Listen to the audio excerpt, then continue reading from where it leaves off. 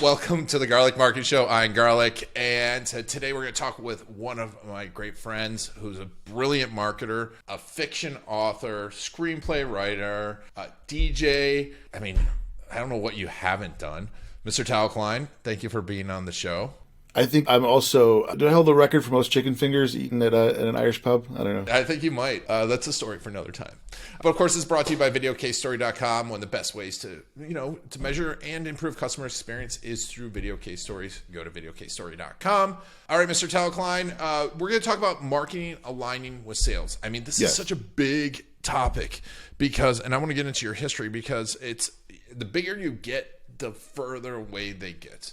Don't they? Yeah, for sure. It's always, we were doing in the pre-interview, we were talking about how marketing is often seen as this sort of red herring when it comes to spend. Like, do we really need to spend money on marketing? Like, what are we getting out of marketing? Pariah of sorts. Like, it's like, oh, well, we got to go spend some money on marketing, and then it goes in this black box and then like everybody's always upset. Like, why are we spending all this money on marketing? And it's because also marketing is really complicated. And I don't mean that because like aggrandize myself, but if you think of marketing as a sort of Venn diagram of, say, brand awareness, lead generation, and sales enablement, let's say. Those are three very distinct and different, buckets. And we in the marketing world, because they're so unique, we've built a lot of insider baseball KPIs, mean things to us. I think I was picking on share of voice when we talked earlier, because like share of voice is like, oh, you talk to any marketer, like, of course I know what share of voice is, right? Like, I understand that. You talk to anybody outside of marketing and they're like, is that just one of those BS marketing terms you use to justify your existence? And the answer is yes. But also, like, more importantly, well, it's the same thing. It's like, okay, we've got this many followers on Twitter. Well, how many of them are your customers? It's like, how many of them are your target persona? There's just like so many of these weird, like,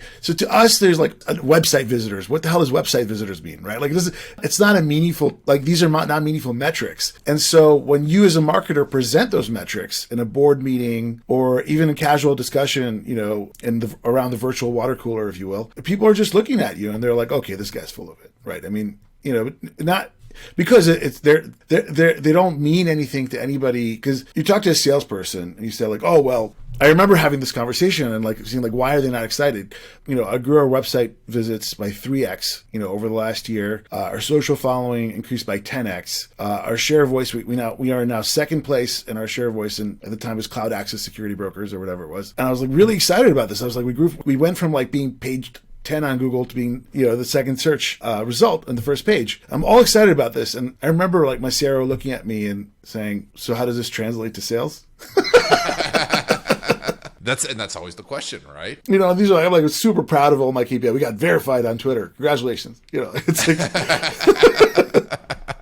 people are excited about that. I know. I get excited. Marketers get excited about these things. We have the fact we've got a very rich and contentful podcast that's lasted so many years means there's lots of stuff for us marketers to talk about. It's just that I'm not sure anybody else cares. It's true. It's funny because I go and I forget because I get, I'm in the marketing silo and I'm like, oh, this and this and talk about SEO and I talk about, Gary Vaynerchuk.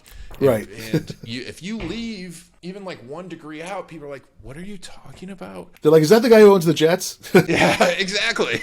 Not yet. I took a stand-up comedy class and I did some jokes about like marketing that I thought were like these universal topics. It was just like, I'm like, I'm sure if I was doing like, one of my speaking gigs, it would have gotten off, if it was a marketing crowd, but anyone else outside of it doesn't get it. And they think of marketing as a ripoff, don't they? Right. No, it's true. It's like, oh, I can't tell you how many times, like, it's actually a really good, I'm at a point in my career where like, when I talk to like investors or founders and, they want me to even come on as an advisor or whatever, the first thing I do is gauge what their appreciation of marketing is like, because I no longer have patience or the fortitude to explain marketing to somebody who already has formed an opinion, against it. What I can do is in an organization that is aware they have a problem with some facet of marketing. Usually I'm brought in as a messaging guy, because, and the reason I think that is a problem that people really relate to is because they already assume lead generation is doomed. So, they'll say the problem we have is messaging. We don't know how to speak to our customers in a way that creates urgency. Mm-hmm.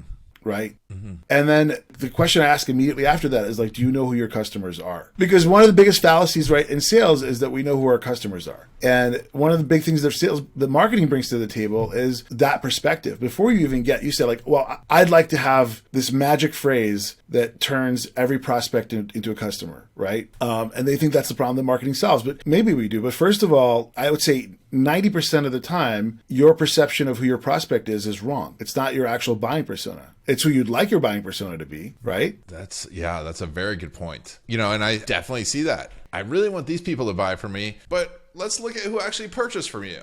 Well, and sometimes, I've been around long enough to actually kowtow to that demand and say, okay, let me come up with a killer phrase for those people or whatever. And we do it. And then, that person's like, oh yeah, that's really interesting, but I don't have budget for that. It's not really, or like, that's not really my problem. It's like, for example, in the security world, everybody, one of the reasons I left the security world is because whenever there's like a breach or a vulnerability or a hack, like basically every security company goes out there, like some version of the story that like, oh, if only you had us, this wouldn't have affected you. Right. And it's like some hash of that thing. But like the person who is ultimately going to buy a security solution does not want to hear that. That doesn't resonate with them. Like that might resonate with the CEO who may go then to the CISO, to the chief security officer and say like, oh, why don't we have this thing? If we had this thing, we wouldn't have gotten hacked. And then the CISO immediately gets like this throbbing vein in their forehead. Because basically CEO is saying, why aren't you doing your job? Yeah. Do you want to be the brand that makes the CEO, that make the CISO upset because the CEO is questioning their ability? That's such a good point. Yeah. So like a lot of this, so much of this is like rephrasing, like really fundamentally understanding like, okay, first of all, who's your buying persona? Instead of making that assumption, go and spend time doing that because that has value to everybody. A popular one probably in your world is people saying that they want to sell to a C-level audience. Yeah. Right? C-levels don't really buy anything. Like I don't buy anything. I've got people who buy stuff. Like I was consulted when we use Salesforce Pardot for marketing automation, let's say, okay? Everybody was trying to, like, I was getting Acton and Oracle with Marketo, and like everybody's trying to market to me. Nobody's calling on my marketing ops person who's actually making the decision. Interesting. Yeah, because that's a good point because you're marketing to, and everyone thinks, I've been there too. It's like you market top down. Right. And yeah, but the problem is you're pissing off the person because if I forward your email to my marketing ops person, they're gonna feel like you're trying to circumvent them or you're trying to pollute the water. So you might, for a little while, HubSpot was doing some good content stuff, like where they weren't trying to engage like C-levels with marketing oriented stuff. They're like, it was a whole bunch of did you knows and top fives and stuff like that, and that was work like basically clickbait just to keep, it's like the Costanza effect to keep HubSpot in the back of your head. Like, hey, what about that HubSpot? I forgot about that. I was like, oh yeah. Now I've got to go watch that one. If you guys don't know what the Costanza effect is, I highly recommend looking up the Seinfeld episode. Yeah, we'll put a link definitely to that YouTube video. Stanza, yeah. So, but yeah, so the whole persona thing and like really fundamentally understanding who your customer is, and that's the first level of partnering with sales. So first level is sales will go and say, oh, you're marketing, give me this magic phrase or build me a pitch deck for this audience, and actually partnering with sales to understand the deal flow, analyzing opportunities that are closed won, and seeing, okay, who are the people who are actually involved in the end, not in the beginning? Who's the person who actually, who's the day-to-day user of this thing? And how, are they an influencer? Were they a decision maker? And the reality is that your buying persona is actually more than likely in scenarios where you're dealing with enterprises, especially, is it's a winning team. It's not a single persona. And so the marketing strategy has to account for the winning team, and that feeds the sales strategy, right? You're often not playing chess against a single player. You're actually playing football against another team, So it's like really process of reverse engineering, what does the winning team look like? Who's the influencer? Who's the decision maker? Who owns the budget? All that kind of stuff is a marketing exercise. But just doing that exercise creates trust between marketing and sales. It shows sales that you want to go in and you want to understand the business, right? Yep. The other interesting thing that I like to do is, before I even get into like lead gen or messaging, is reverse engineer the sales funnel. So a lot of times opportunities get stuck in specific stages, and people always say, well, sales enablement, it's sales enablement's job to fix that, right? There's this whole world of sales enablement, and it's their job to fix it. But a lot of times marketing can help a lot by identifying, okay, things get stuck at stage 4, you may say, well, that's because we have a POC and it requires whatever, somebody to get involved, and we've got to get all these people on the phone, and we need to get permission to do this and that and the other thing. What marketing could do is say, like, well, here are examples of places in the market have already done that may already overcome the objections that you're getting at that stage. Like, what's a good one? A lot of times, when I saw companies that are trying to break into like CRM enhancement, like we make Salesforce better through blank, right? Mm-hmm. A lot of times what ends up happening is they don't take into consideration the necessity of partnering with Salesforce. Like, so we built this thing and part of there's this like fear that if they let Salesforce know about it, Salesforce might just create it and make them redundant. But, that also happens a lot in the Microsoft ecosystem, by the way. Like people are like, oh, I have this new piece of software, but if I tell Microsoft about it, they might just make it and commoditize my invention. But that ends up hurting your Salesforce's ability to your sales team's ability to sell, because if you're selling into that ecosystem and you're not known to the primary player in that ecosystem, then it raises a whole bunch of question marks, and you may actually be getting rejected by an invisible decision maker because there's somebody in ops that says, well, they're not in the App Exchange, or they're not in this, or they're not that, and then they're you're not even aware that you've been canceled, because that person is so deep in the organization and they're looking for a checkbox. You were talking about compliance earlier in the pre-interview. Like, think about, so we know about compliance problems that our customers tell us about, but it's even harder to know about compliance problems that our customers don't tell us about, right? And a lot of the work marketing has to do is anticipate those objections and prepare sales for those objections in a way that they resonate through the organization without the necessity of speaking to everybody in that organization. Yeah, that's a difficult thing, but it's a smart thing, because you don't think about it. We all imagine, and if you're good at, and I say it too, it's like, hey, when you're selling to one, and a lot of B2B is selling to one, but when you're selling to a large organization, you don't think about the entire team, right? You're getting into one person, and you don't think about that entire team's objections. Like, hey, I don't like this one thing, or this one thing sends out alarms, and that's smart. So what kind of exercise can marketing do to help sales figure out those objections? So a lot of it has to do with spending the time looking through the sales pipeline and specifically both closed won and closed lost analysis. And seeing, like, we lost this deal, and it really requires, because a lot of times when a deal's closed lost, a sales rep is so over it that they're not going to populate the details as to why the deal was lost. And that's actually incredible.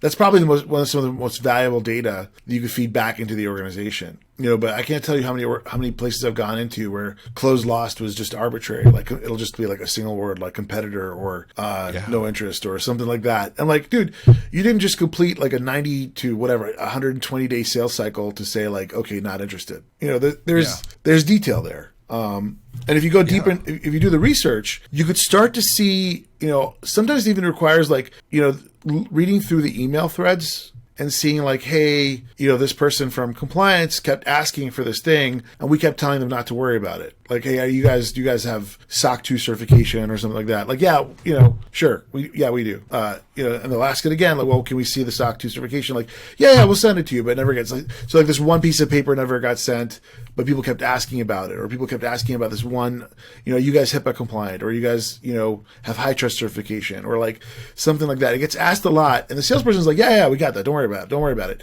But if you're seeing those requests come a lot, and you see a lot of hand waving, right? That's an opportunity for marketing to preempt the problem by, say, putting we're SOC 2 certified on the website, or even in the signature. If it's that important, and you guys are using standardized signatures, be like, we're high trust certified, or whatever. You know what I mean? Like something like that, and turn what you think about as arbitrary stuff that you don't need to worry about because it doesn't impact the business buyer, but it could end up actually being a roadblock to you within the organization. And so there's a way to preempt it using marketing without having to train the salesperson on what HIPAA compliance actually means, or what SOC 2 actually entails. You could sort of you satisfy the objector, who is an invisible member of the winning team, because you never get access to them. I mean, it's such a good point, because this is where, when we think, like, we had PandaDoc on and we were talking about proposals and video in proposals. And I'm like, yes, your video should be for that first person you're selling it to, but that's an opportunity for you to put stuff that speaks to someone else on the team that you're never going to be able to talk to. I just had this discussion actually with our creative designer. And I said, whenever you build a PowerPoint, you actually build two versions of it. One is the one that you present, and that one I will charge you $50 per word on each slide. It should have no words on it. And then you should have the leave behind version of that, which should have too many words on it. Oh, I love that. I'm taking notes there on that. Yeah. Which is, because you want it to be the same slide deck because you want the person to remember seeing it. But they're not going to be able to, they're not honed in the ability to present that slide without the words. You are the subject matter expert. So you want to have those slides in that order, but you want to populate them with content that allows them to then say, hey, I saw this great presentation. And then you don't have to be there to defend it. Or if you're sending a video, have the transcription be there, because a lot of people will just read the transcription. Lately, frankly, I've been going back. So Zoom has this transcription functionality. I've been going back and rewatching my meetings because I'll occasionally have like a nugget of wisdom, and I don't want to have to like watch the whole thing. I'm like, okay, where's this thing that I said in like around 15 minutes, but I don't know exactly when it was, and I could search for it, But even stuff like that, having a fundamental understanding that like your presentation has to be kick-ass and fluid and all about you. Like you can't have tons of words in it because people are going to pay attention to the words and not you. Like basic slideology. But the first thing that person, if you do a good job, the first thing that person is going to ask you for is, can I have a copy of that? And so it's important to have a second version of that slide deck that has all the words in it. That's genius. It's simple, right? It's simple. There's so many simple little moves, like watching the tapes. I wonder how many people watch the tapes, but if any sport, right, that's their big thing is they watch the tapes. And then here we are now we have all the tapes and we're not watching them. Yeah. And the transcriptions help a lot. Oh God, they help so much. Yeah, it's a life changer for me. I mean, it's really, it allows me to iterate on messaging at such a faster pace because it's so much. I don't really listen to myself when I speak. So when I say something that I'm like, oh, I said something really smart to Ian, I wish I could like remember what it was. And so the ability to go back and review that is really valuable. But at the highest level, the way to partner with sales, once you've built, because I think you have to do some of this stuff to build trust, especially if you don't know this, if you don't already have a personal relationship with the CRO. Once you've built that trust, the key is to actually work backwards and start with the number your company's trying to reach. This is the killer model. I'm telling you, like, this is the thing that I'm writing a book about. Like, so every company will say, well, our number for this year is blank, right? They're going to have a number. And let's say that number is $10 million or $100 million or $1 billion. Doesn't matter. I'm using 10 because it's going to be easy to do math later. So the number is $10 million, and you know that your average contract value, your ACV, is $1 million. So you need 10 deals this year, right, to get to $10 million. Then you look at your opportunity conversion ratio. So let's say it's 10 to 1. So I know that from stage 1 to closed 1, 1 out of 10 deals will actually close. So I need 10 times, I need 100 opportunities to create 10 deals to reach my number, right? So now sales knows how many opportunities they need. Now that's important because if you take a Kanban style approach to sales, you start to get into the how many salespeople you need, right? Because you can say, okay, a salesperson can handle, in our industry, let's say I get a salesperson can handle whatever 5 opportunities per quarter, or maybe that a salesperson plus an SE or an SE per. You start to build a sales org chart around that. Those at bats. Right now, we move over to the marketing side, and you look at the sales qualified lead to opportunity conversion ratio, right? And I generally like to have that pretty high. So let's say it's 50%. So let's say that sales qualified lead to opportunity is 50%. So now I need 200 sales qualified leads to get 100 opportunities to get 10 deals at $1 million each to equal $10 million, which is my number. Right? You go further back. Now you look at your marketing qualified leads. So the marketing qualified lead to sales qualified lead is, let's say, 25%. It's less, I'm going to be less aggressive there. Yeah. And so now you need 4 times 200. So you need 800 sales qualified leads to get 200 marketing qualified leads to get 200 sales qualified leads, and so on and so forth. Eventually you get to the raw leads or whatever the smallest fraction of lead is. And you say, okay, now if I ignore the rest of so what I'm going to do is I'm going to say, okay, you divide that number, the number of raw leads, you take that, you divide your total number. Let's say that this is in a hypothetical world where you expect 100% of your revenue to be marketing sourced. So let's say we now know that I need to get, I'm going to make up a number. So I need 1,000 raw leads in order to get to $10 million number. I divide $10 million. I divide $1 million by 1,000, and that's my customer acquisition cost. That's my appetite to get to 1. If my appetite is to break even for the year on customer acquisition cost, if it's 1-to-1, now I know what my cost per lead is. Now, when we calculate cost per lead, that's when you get to attach all of your other stuff. Instead of saying, well, I'm not going to include, when I look at cost per lead, I'm only going to look at lead generation activities. What I do is I actually bundle all the cost of marketing into that cost per lead. So the cost of brand awareness, the cost of product marketing, headcount, agencies. I bundle all of that and I say, look, at the end of the day, we have to be humble in marketing and believe that the only KPI that the rest of the organization will care about will be this cost per lead thing. Because if I'm able to, because I can now draw a direct path from that lead into the revenue organization's counting on. And if I have a hypothesis, it makes complete sense, and then you worry about like improving each of those metrics, right, along yours, but you still want to think cost per lead, and you just want to improve the metrics. Now, when you start back at the SQL, the sales qualified lead to sale. Where do you start now to look? Are you just working on every metric on a quarterly basis, or are you starting now at the top of the funnel, or are you starting at the bottom of the funnel to make sure that you're getting that metric? So the next thing you start to measure is velocity, because every organization is going to have a certain velocity for conversion. Like, how long is it going to take a raw lead to become a marketing qualified lead? How long is it going to take a marketing qualified lead to become a sales qualified lead? So on and so forth, right? And then you've got this idea of time. So, for example, I just went through this in my company where, our sales cycle is just short of 6 months, right? So marketing's ability to influence 2022 business kind of ends in June. And then in June I'm starting to influence 2023, right? So if for some reason we want to be bullish on 2022 and we want to go big, the time to go big is in the first half of the year. Anything I do in the second half of the year is less likely to impact this year's revenue. So I have to, I could have to front load. Whereas let's say we decide that we're going to we've got enough business in the pipeline this year, but we don't really have any, let's say we close 100% of our opportunities this year, we don't have really anything new to work on in 2023. It'll generate the same sort of pipeline. You might want me to go spend a lot more of my effort on programs that'll start to identify net new markets or something like that I'm going to pursue in 2023. Again, that's really part of that discussion. But you touched on something really valuable, which is understanding. So first of all, you have to have a hypothesis, because different types of leads will convert in different types of rates. I mean, there's also there's a lot of philosophies about, sales development reps or business development reps, what's their call to connect rate. And that's going to be, and that's deteriorating year over year because people aren't picking up the phone.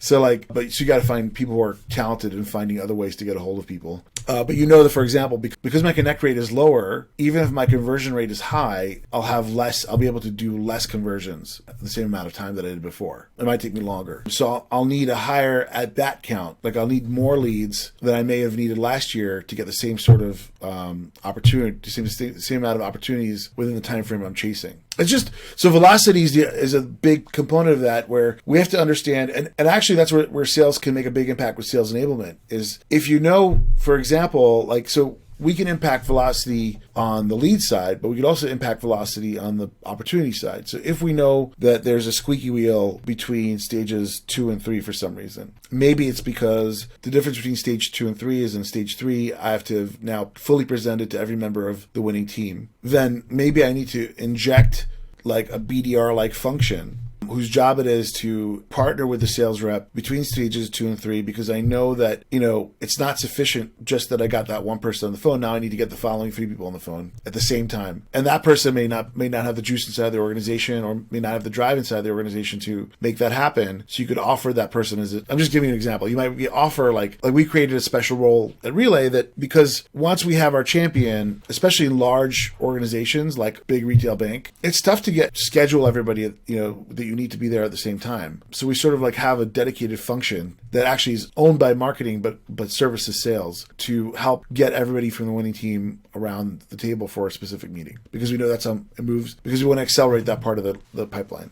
Love that. And that's a great idea. That's a super smart idea, and once again, it's simple, but like we use BDR, a business development rep, or SDR, in just this one capacity of hunter, but really going back to your idea of enabling the champion, it comes back full circle. There's so much of that. Yeah. Yeah. I love that. So, I want to know more about Relay. So tell me about Relay, because this is great, and this was a great conversation, and hopefully your book comes out soon. Jeez, that's gonna be a little while. I gotta. You're just writing screenplays and books and traveling all around the world, but tell me about Relay, because that's what really I wanted to talk to you about too. Is just being customer centric in social media and what you guys are doing there, because I think this is a big opportunity. So here's one. I'll tell you about Relay, but I'll tell you about the problem that got me excited about Relay first. And the problem that got me excited about Relay is that I realized that most of the companies that I was a customer of, were fundamentally failing at digital transformation.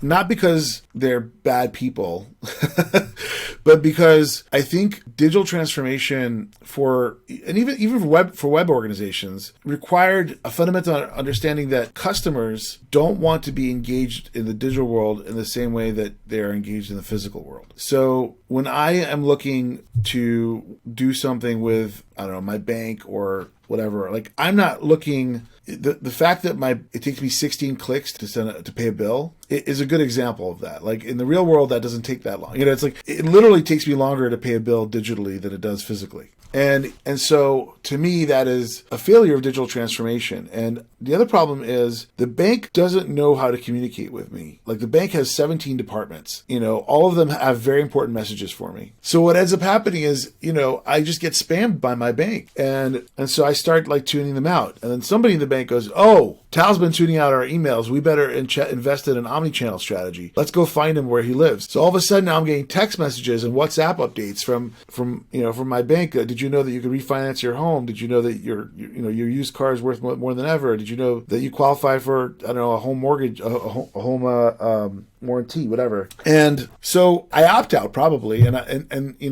because there are two fallacies in digital customer engagement. One is that we as users, as customers, are interested in self-service. We are not. We want you to service us. Yes. And number two is that we like chatbots, and we do not. We do not like chatbots. We hate chatbots. And so, but the entire fallacy of digital transformation is like, let's build self-service with lots of chatbots. And that's really, if you look at like every freaking web portal or mobile app, it's built with that fallacy that somehow I want a digital twin of my bank branch or your store or whatever.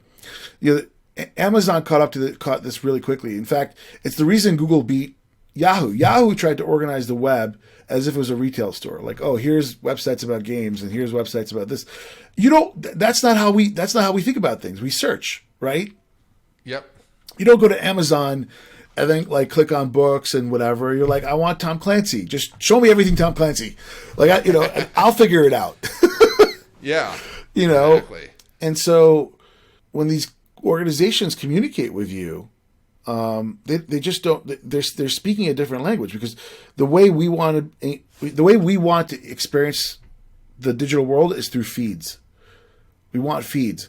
When I go to Amazon, I want Amazon already knows me so well that when I go to their website, it's already retail porn. Like it's like, these are the things, Tal, these are the things you probably want. And you know what? They're probably right.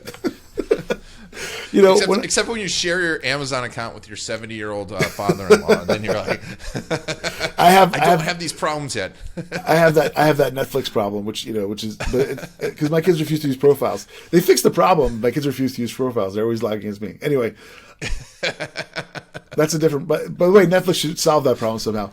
But but when you go to Google, honestly, like, yes, there's people who love DuckDuckGo and all that kind of stuff, but the majority of the people in the world actually benefit from Google's knowledge of them and the tailored presentation of search results, because they get you to what you're looking to faster. And I'm not getting to the whole politics of whether that's good or bad. I'm just saying, like, our brain in the digital world, that's the reason all these conspiracy theories and stuff is catching on is because our brains actually react really well to receiving information in this fashion. We like feeds, and we like feeds that play to our personal biases. And so the opportunity here when dealing with your customers is, rather than assuming that you know what they want, it's to tailor the engagement, your entire engagement strategy around what they want, not what they want from you, not what you want from them. Right? Yes. Yeah. I mean, that makes a whole lot of sense. I'll give you a really good example. A health insurer that we do business with, that uses Relay. One of the biggest KPIs or really OKRs for health insurers is cost of care. Like, that's one of the big business outcomes, because they know if they can reduce cost of care, they're increasing their margins with you, right? And so somewhere along the line, somebody figured out that, hey, people who go to the gym go to the hospital less often, right? You're healthier. So all of a sudden it became really profitable for your health insurers to provide you with a gym membership. It seems, but it's this wonderful feel-good kind of thing. You're like, oh, I get a gym membership. Yeah, because you're less likely to die or go to the hospital, right? So so they created all these incentives for all their membership people and all their agents to make sure that the people who had their health insurance would sign up for a gym membership. And a year later, they did an analysis, and they're like, hey, cost of care all our models showed a much bigger decrease in cost of care, but really it only went down by about 14%. Which is still significant, but not what they expected to see. So then they did a survey, and they found out that, yeah, people signed up for gym memberships, but they weren't using them. So that's when they realized, hey, it's not just about this transactional thing of getting somebody to sign up for a gym membership. They started launching these educational experiences. Things like basically a digital health coach, or teaching you about the different devices at the gym, so like to know how to use them, teaching people about the circuit. Like, hey, did you know you could get a full workout in 20 minutes? Like, stuff like that, like the play into, like, that will play into somebody's desire. Not only if you already have a gym membership, what would drive you to the gym? And investing in these sort of educational experiences that would yield the results they were looking for. Concurrently, they also built trust with their members, because the members felt cared about. It was no longer a transactional thing like, hey, I got a free gym membership. It's like, now, oh, I learned how to use this thing because I got a little, experience. I got a little lesson about it from my health insurer. Right? Love it. Yeah, no, I mean, it makes complete sense. It's just getting them the right content. Right. At the right time, that drives action or drives affinity. Like, and all those things really matter. But you don't do that via email blasts. Like, first of all, you need to know, like, this person signed up for a gym membership. Let me send them this one educational experience just to see if they engage with it, right? If they don't care about videos about the machine, the next month I might tell them, hey, here's a free, you have access to a free virtual trainer. Yeah. Something like that, like whatever it is. Like, and so, all these things ultimately, bubble up to the reality is that businesses are successful because they're providing valuable services or goods to customers. And And the second the goods and services you provide to your customers become commoditized, the only thing that's going to make the difference between you and your competitors in increasing customer lifetime value is building meaningful relationships with those customers.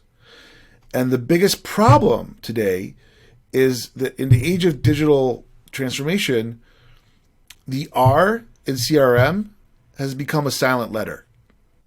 I love that. Do you know what I mean? Like, yeah, so no, that's great. So that's what we're trying to do at Relay is bring the R back. Well, I mean, yeah, 100%. Because it's like, I talk about this all the time. I see business all the time telling people what they think they need to know, and no one cares about that. They just care about what they want, right? And they only want certain things at certain times, right? And and you should learn. You should learn from what they like. The bias. You know the story about the confirmation bias with the B-2 bombers. No, this whole story is the survivorship bias. So like they basically in World War II they had like the B-2 bombers went and lots of them didn't come back, because they got shot down. And so the Army looked at them and they're like, oh well, let's just reinforce. Let's look where the bullet holes are, and reinforce the parts of the planes where the bullet holes were. Right? Why was that wrong?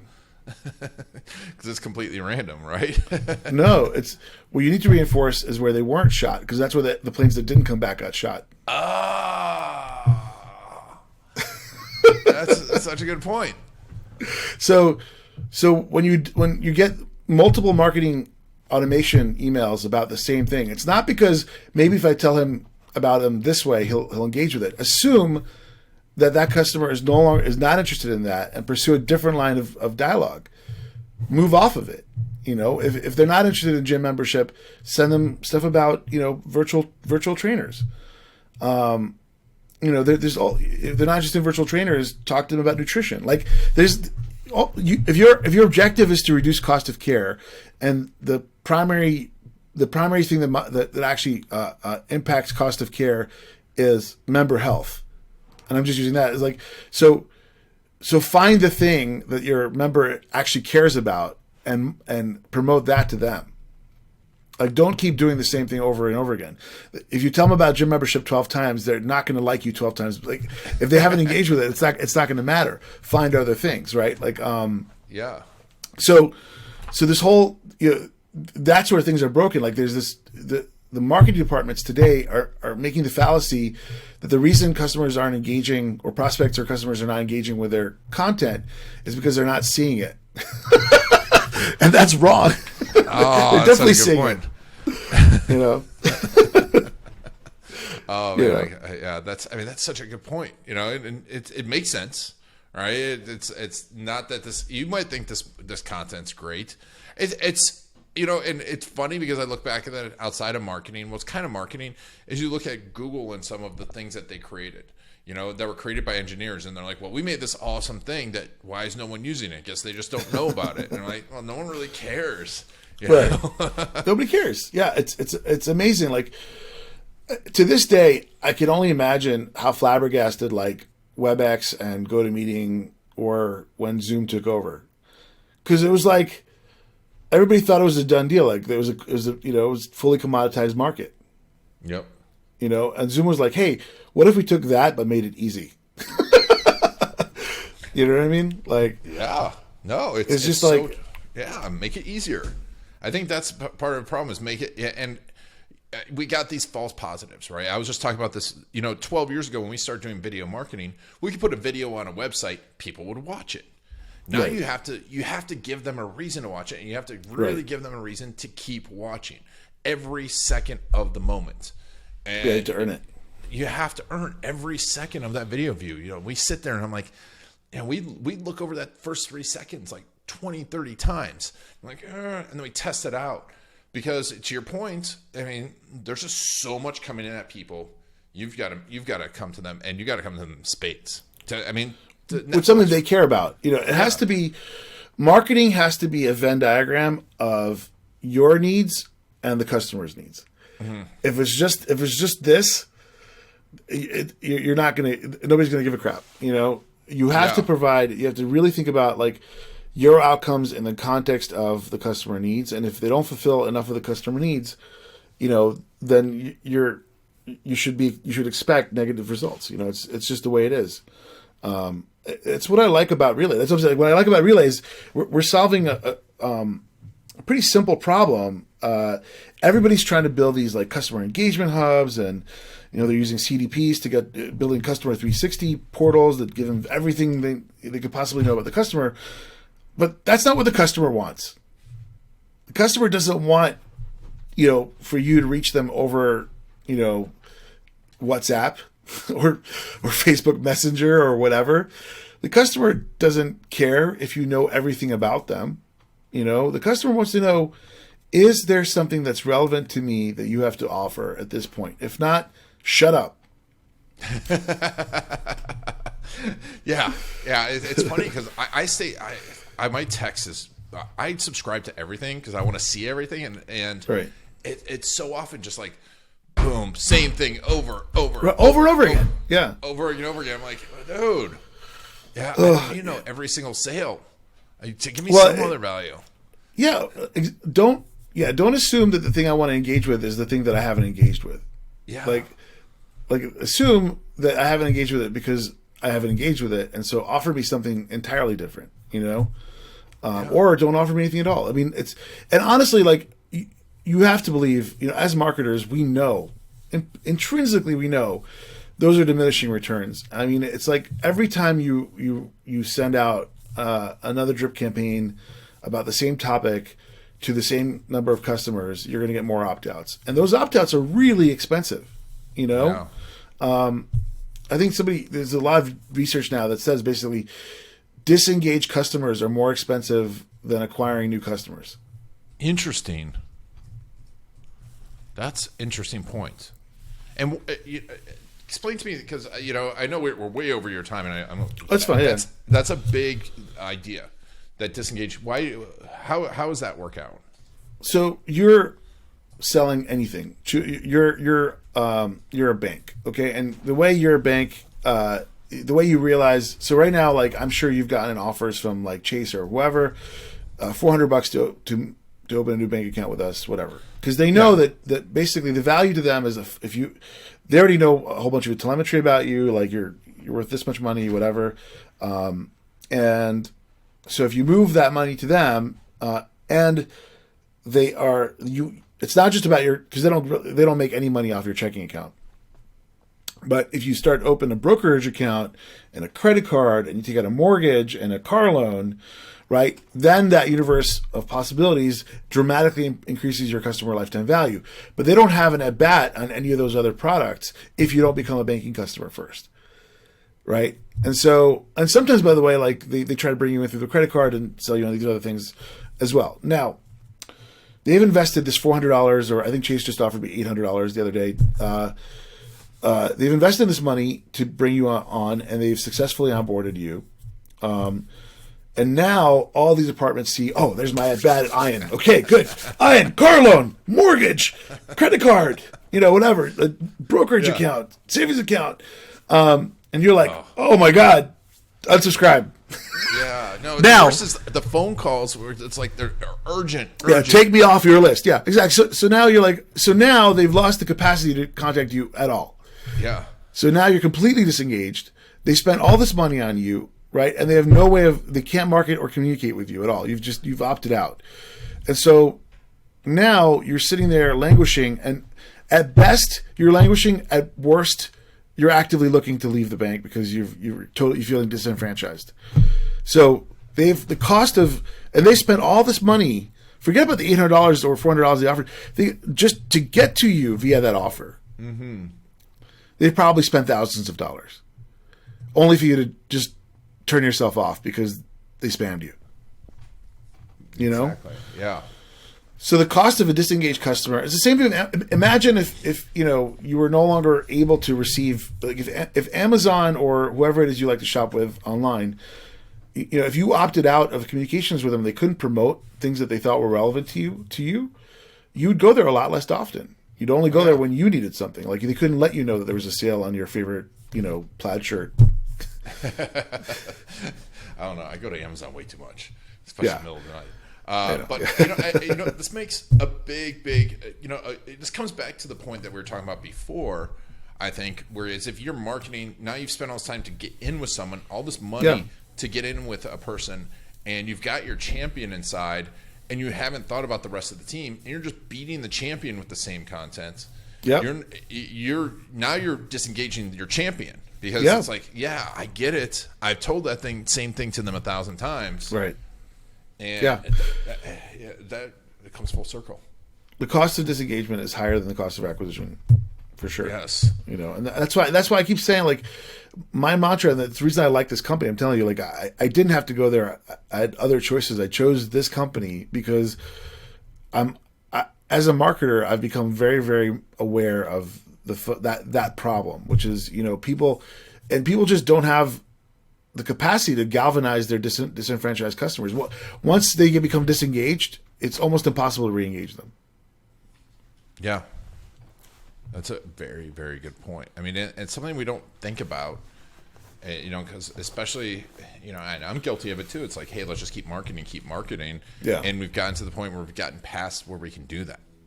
Yeah, for sure. I've seen it. I've left companies before because I couldn't get to that fundamental agreement with the CRO, which is like, we cannot continue to harass our prospects. No, they'll opt out, and then we won't be able to market them to them anymore. No. It was like, go send out another email campaign. No, I will not do that. It's not going to happen. So I think about that. Like, I think about those companies I've had that bad experience with, and just on pure stubbornness, I won't go back to them, right? Yeah. They can offer me, they're like, oh, we're going to transform your business, and it's going to be another $1 million. I'm like, in these 3 steps. Oh man, it's fantastic stuff. So Tal, obviously RelayNetwork.com. You guys work with banks, you work with financial institutions. This is a great way for them to be engaging. Healthcare payers. Healthcare. We talked a lot about, in the previous season, we talked to Alex over at Super Sites about, that feeling of security. And I think that you guys do a good job of that. And we didn't really get into that, of making your customers feel safe on the internet. Mm-hmm. And I think that's a big one. So much, just that one statement, like, when you get a message from somebody you trust, right, you're a lot more likely to open it. And that, again, that's a whole, but that also goes back to engagement. Like, if you're disengaged, you're less likely. An engaged customer is a more trusting customer. Yeah, there you go. And they're more trusting. They're more likely to do stuff. Not only are they more likely to take, buy from you, but they're more likely to take action on your content. That's right. And advocate for you. Yeah, and advocate for you too. Right? You're dead on. And then once they become a customer and they're an engaged customer, then they're, it's just the continuity and consistency of just telling everyone about you because they bought into it. And you trigger all those things, but we got to, and we got to be so much more sensitive to it now than ever before. And so, this has been awesome. Super nerdy. Yeah, for sure. But it is nerdy, but it was great hanging out with you. It's always great. It's good talking. Next time we're going to drink. Okay, done. And have chicken fingers. All right. And chicken fingers. Yeah. You're gonna come down to Orlando, or I'll send them to you. I'll get them FedEx to you. I'll come down. Nice. Yeah. Do some time in the lake. All right, and we have some theme parks here that the kids might enjoy. Oh yeah. I have stories for you about that. But yeah. Awesome, Tal. So obviously Relay Network, best place to connect with you, LinkedIn. LinkedIn or Twitter. Virtual Tal on Twitter. LinkedIn, I'm easy to find. Tal Klein, and follow Relay Network. We're trying to put up some good stuff about everything we just talked about. Lots of really good stuff coming out, and I'd love to hear from your experiences and meaningful engagement with your customers. I think it's important. Yeah, I mean, obviously, if you're an agency too, follow this. I think this is an important thing from content agencies to get. And speaking of just content, Tal's also the author of The Punch Escrow, which has been optioned to be a movie one day. So make sure to go read that. It's a fantastic book. And I mean, geez, where do you find the time for it all? I don't. That's why I can't open my eyes. I'm just tired all the time. Awesome. Well, Tal, thanks so much for being on the Garlic Marketing Show. It's so great to hang out with you, man. And thank you all for taking Tal and I on your journey. This has been Iron Garlic and the Garlic Marketing Show.